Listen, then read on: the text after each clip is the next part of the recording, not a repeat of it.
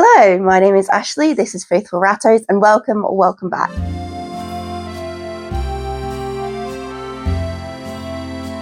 So in today's video, I'm going to be talking to you about how to find an ethical breeder. Now this is super important because we really do want to make sure that the breeders we are supporting are doing things the right way and not causing us further problems down the line when it comes to the overpopulation crisis and rescues and things like that. Obviously, we don't want to be supporting chain pet stores and breeding mills and things like that, but it's much harder to find an ethical breeder because I do believe that most people who breed animals of any sort, they absolutely love them to death. And when I say an unethical breeder, this doesn't necessarily mean that I think their rats are being mistreated. There are lots of other things that fall into making a breeder ethical when it comes to any species, but particularly when we're talking about rats. And it's really important that we do find these people so that we aren't contributing to the problem where we have rescues unable to cope with what's going on, especially when we've got the cost of living crisis going on and things like that, and more people are struggling to look after their pets and more people are trying to give them to rescues and things like that. So it's really important that we are only supporting people who are doing things the right way, who are looking after their rats well, but also making really important decisions properly when it comes to their rats. So in today's video, I'm going to give you tips and tricks to help you find a ethical breeder, particularly in the UK, as I am obviously UK based, as you can tell by my accent. But this information can also be used in other countries if you take it with a grain of salt and, understand the context that you are in your country. So here in the UK, the first port of call is going to be looking at breeders lists put up by the clubs. So you have the National Fancy Rat Society, or the NFRS, you have the Midlands Rat Club, which is MRC, and you have the North of England Rat Society, or NERS, as people call it, NERS. And this is a really good place to start, but I will say only the MRC list is actually vetted, I believe. The other two are just a compilation of people who are members, who are also breeders, and are giving their permission to be put on this list. So not every breeder will be on these lists, even if they are a member. Also, not everybody on these lists are vetted to any sort of standard, apart from MRC, because I know those breeders are vetted. However, the NFRS breeders list, which is covering the whole of the country, and also internationally as well, there is a possibility that the NFRS list has international. However, because it's not vetted most of the time, this means that you have to do the vetting. So it's a really great place to start because you know that these people are active in the community, active members of the clubs.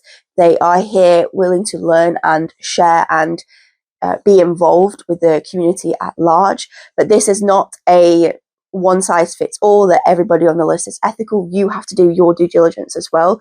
And I think it's really important that you're comfortable and they're comfortable in this partnership, as that's what it will be for a decent amount of time.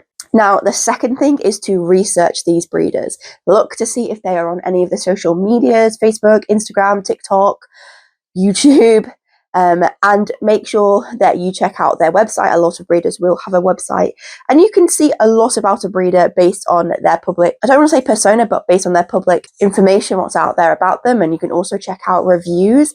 There are a couple of groups on Facebook for breeders, like breeder reviews, and I'll leave the link to the one that I trust the most down there in the description. One of them I got kicked out of, I don't really trust, but there is one that's really great that has a lot of good information. Now, things to consider when you are researching your breeder. What diet do they feed their rat? What do their cages look like when it comes to maternity cages for mums and babies, but also for their adult rats who aren't currently being used in their breeding program? That's really important. What is their homing policy like? So do they have a questionnaire that you have to fill out, or like an application? What age are they homing kittens out? Are they homing kittens in pairs, singly, trios?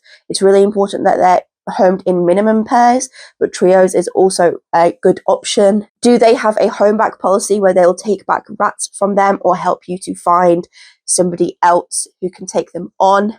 How much are they charging for rats?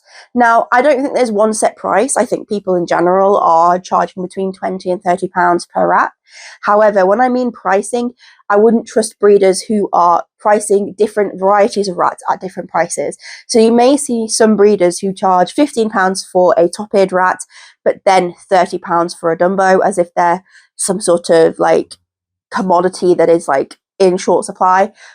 Dumbos are really, really common, but it also doesn't matter the variety. They still cost the same to raise. The only difference perhaps would be maybe dwarfs, but still, I personally believe that all rats are worth the same in a monetary way. And the people who you want to support are not breeding as a business. They're not charging you money just to make money. They're charging you money to break even with the costs of breeding.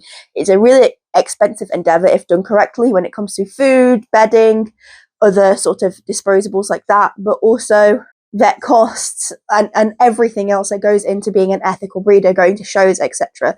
This is a really expensive endeavor, and so charging you £25-30 per rat is just going to put that money towards the next litters and making sure their rats have everything they need. So as I said, pricing is a really big important thing to consider. And then, as I mentioned, make sure you are looking at reviews or speaking to other people about this breeder and seeing how they are treating people, how they are presenting themselves, and whether they are good to their homes or not, whether they're helpful, whether they are going to be there for you if you need help. All this stuff, you need to make sure that you do your research after finding them on a list, because, as I mentioned, not all the lists are vetted.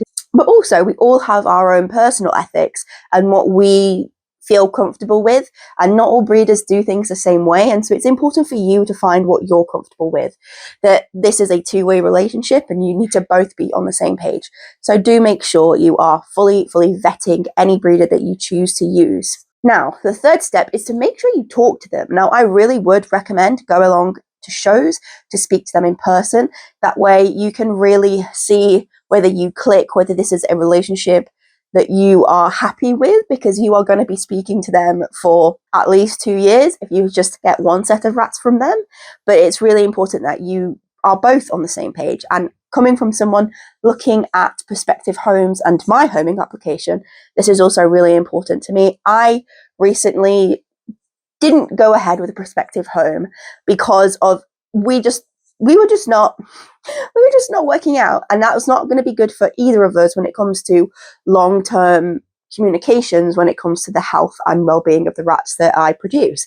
So that is a really important thing to consider, and that's why I do recommend going to shows to meet breeders. But you can also do this online via email or social media. That is also possible if they aren't getting to shows nearby to you, or you live far away from them, for example. So do consider speaking to them at a show, but definitely do speak to them online. And my final point, as I've mentioned throughout this video, is that it's really important that you find a good match for you and that you and the breeder's ethics align, because this is somebody you're going to have to speak to for at least 2 years, maybe more if you get lucky. And so it's really important that you are on the same page and that this is a working relationship you can sustain for that amount of time. So I really recommend that you do your research, you make sure you get on well, and you make sure you're on the same page. It's really important.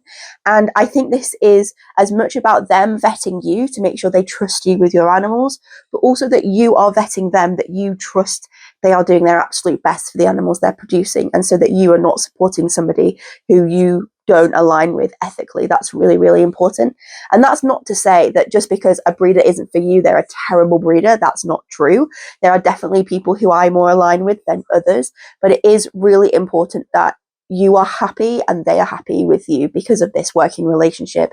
And it is super important to consider. And some people don't really consider this because a lot of backyard breeders don't expect this 2-year-long relationship. They just give you the rats and that's it. You don't need to ever contact them again. And obviously this is the case for like pet shops and things like that, that they may vet you at the time, but they are not wanting any further communication with you after the fact. And an ethical breeder will want that. So that's really important to consider as well, that an ethical breeder is not going to be a one-time communication. It's not going to be you message them, you go to pick the rats up, and that's it. And so you need to make sure that you are on the same page with them.